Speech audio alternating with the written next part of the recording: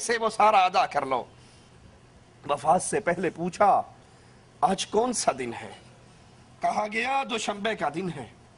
پوچھا گیا اگر میں اسی رات مر جاؤں تو کل کا انتظار نہ کرنا، اگر میں اسی رات مر جاؤں کل ہونے کا انتظار نہ کرنا، مجھے فوراً دفن کر دینا، کیونکہ وہ لمحہ مجھے بڑا عزیز ہے جب میں اپنے محبوب محمد الرسول اللہ کے پہلو میں دفن ہو جاؤں صلی اللہ علیہ وسلم۔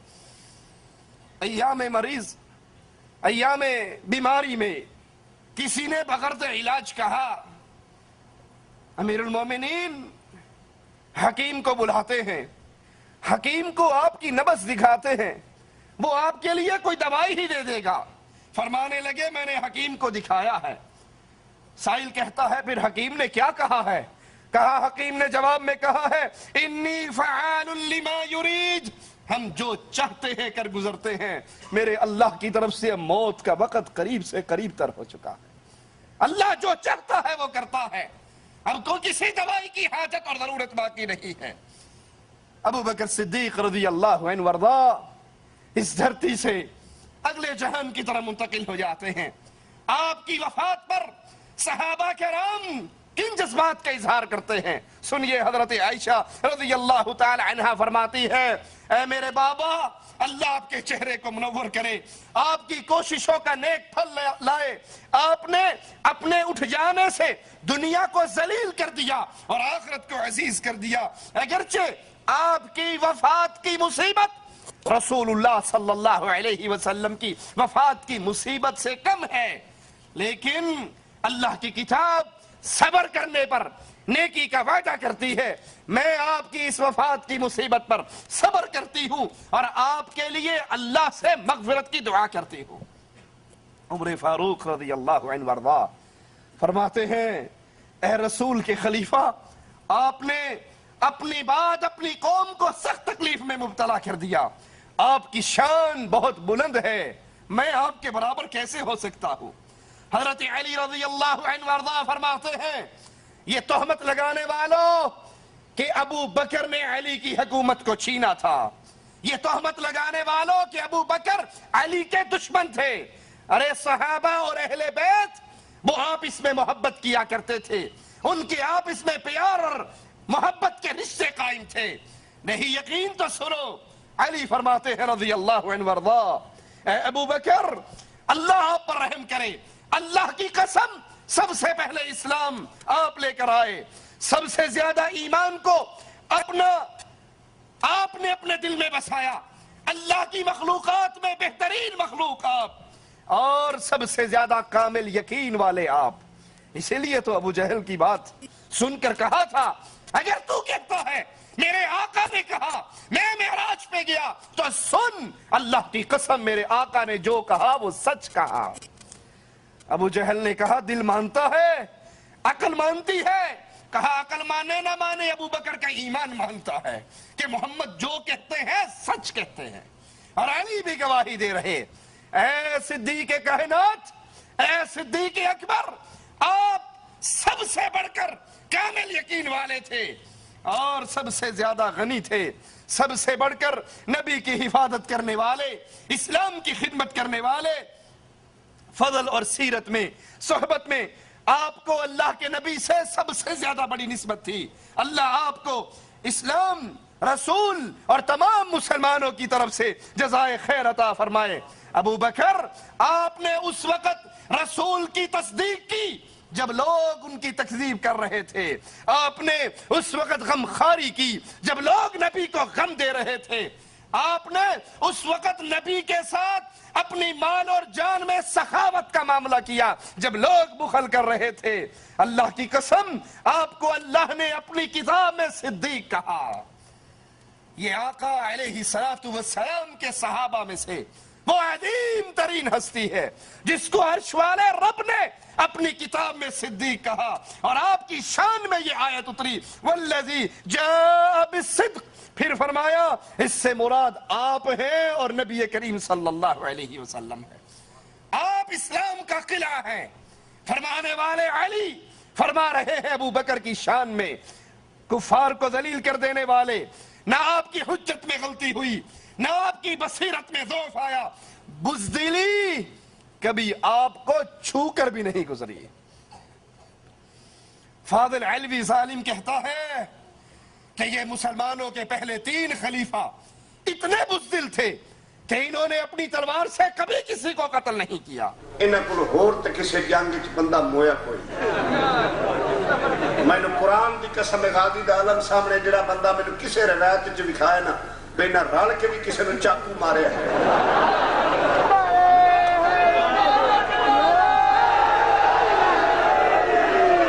میں مذہب چھوڑ دے سا تے وقت بہن نو کٹا، یہ تہمت لگا رہا ہے صدیق اکبر پہ، اور علی مرتضی گواہی دے رہے ہیں۔ ابو بکر میں گواہی دیتا ہوں بزدلی کبھی آپ کے پاس سے چھو کر بھی نہیں ہوئی، آپ کے قریب سے بھی نہیں گزری۔ آپ پہاڑ کی طرح مضبوط، نہ تیز ہوائیں آپ کو ہلا سکی، نہ اکھاڑنے والے آپ کو اکھاڑ سکے۔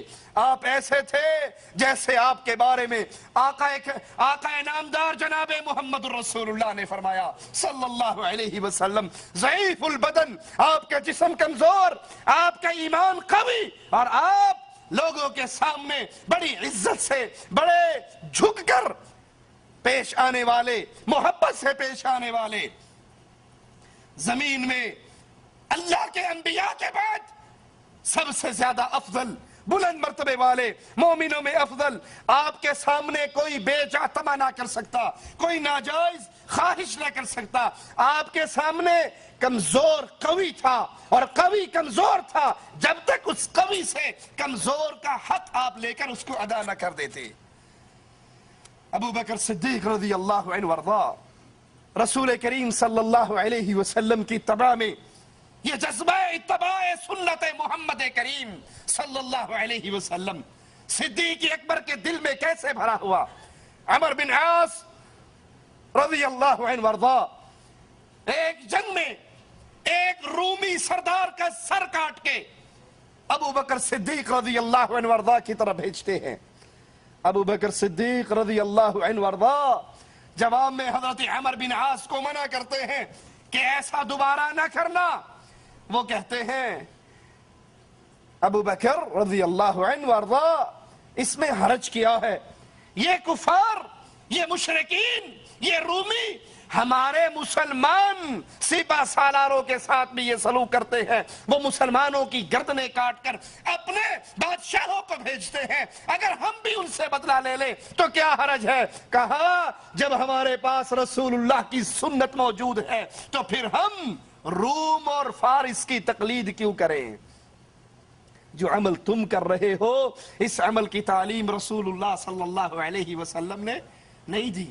ایک چیز شریعت ہمارے پاس موجود ہے، پھر شریعت کے احکامات کو چھوڑ کر ہم کفار کے پیچھے کیوں چلیں جب اللہ اور اس کے رسول نے ہمیں یہ تعلیم نہیں دی؟ آج کے بعد تم بھی یہ عمل دوبارہ نہ کرنا۔ ابو بکر صدیق رضی اللہ عنہ وارضا اللہ سے محبت کرنے والے، رسول اللہ سے محبت کرنے والے، اور اس محبت میں کتنے پختہ۔ جب آقا علیہ السلام نے پوچھا ابو بکر گھر کے لیے کیا چھوڑ کر آئے ہو؟ تبوک کے لیے تمہارے رسول نے مال تو مانگا، تم گھر والوں کو کیا دے کر آئے ہو؟ کہا آقا گھر میں جو کچھ تھا وہ آپ کے قدموں میں لے آیا ہوں، اور اپنے گھر میں اللہ اور اس کے رسول کی محبت کو چھوڑ آیا ہوں، اور کچھ نہیں ہے میرے گھر میں سوائے رب کی محبت، رب کے رسول کی محبت۔ خود ابو بکر رضی اللہ عنہ وارضا فرماتے ہیں دنیا کی چیزوں میں مجھے 3 چیزیں بہت زیادہ عزیز ہیں، پسند ہیں۔ پہلی چیز اپنے آقا جناب محمد الرسول اللہ صلی اللہ علیہ وسلم کے چہرے کی زیارت کرنا، اور یہ صدیق کائنات تھے جو آقا کے چہرے کی زیارت کیا کرتے۔ عام کسی کو ٹکٹکی باندھ کر نبی کا چہرہ دیکھنے کی ہمت نہیں ہوا کرتی تھی۔ کہا مجھے دنیا میں سب سے زیادہ عزیز یہ ہے میں اپنے رسول کے چہرے کی زیارت کرتا رہوں، اور اللہ نے جو مال دیا ہے مجھے بڑی عزیز ہے یہ بات، بڑی پسند ہے یہ بات، میں اپنا مال رسول اللہ صلی اللہ علیہ وسلم پہ نچھاور کرتا رہوں۔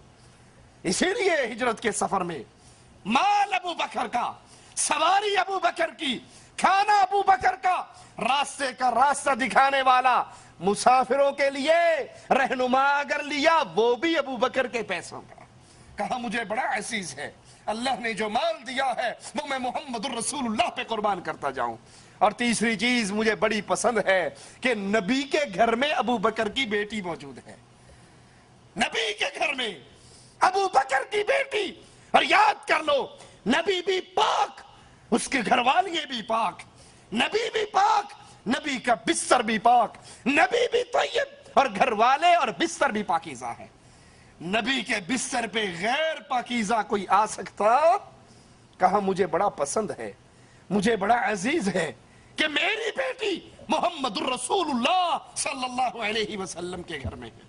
خود اللہ کے نبی نے فرمایا صلی اللہ علیہ وسلم، اللہ ابو بکر پہ رحم کرے، انہوں نے اپنی بیٹی کو میری زوجیت میں دیا، مجھے دار الہجرت پہنچایا اور بلال کو خرید کر اللہ کے لیے آزاد کر دیا۔